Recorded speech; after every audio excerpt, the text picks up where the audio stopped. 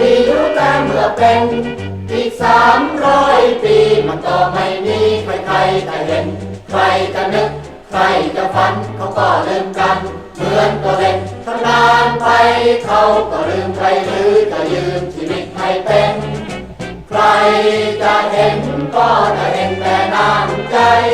จำได้แต่ชื่อว่าตัวเราคือทหารเรือไทยตายแต่ตัวชื่อยังฟุ้งไปทั่วทั้งกรุงก็ไม่ลืมได้ทั้งเศร้าทั้งเวททั้งนอนทั้งที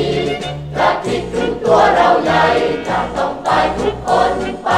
ส่วนตัวเราตายไว้ยืนแต่ชื่อให้โลกทั้งหลายเขาลือว่าตัวเราคือทหารเรือไทยเกิดมาทันทีมันก็มีอยู่แต่ทุกภัยวันนี้ก็ดีเมื่อคืนพรุ่งนี้จะเป็นอย่างไรดีเคยพบชั่วเคยเห็นจนก็เคยเป็นมีใครได้อนาคตเราไม่รู้ถึงเราไม่รู้ก็ต้องเดินไปกลัวไปใหญ่มันก็ร่วงไปตามเวลาไม่ตายวันนี้มันคงไปสิวันทำหน้าวันนี้ยอมพรุ่งนี้ด่าไม่ใช่ขี้ข้าที่ปากของใครทั้งเศร้าทั้งเวททั้งนอนทั้งทีจะคิดถึงตัวเราใหญ่จะต้องตายทุกคนไปส่วนตัวเราตายไว้ยื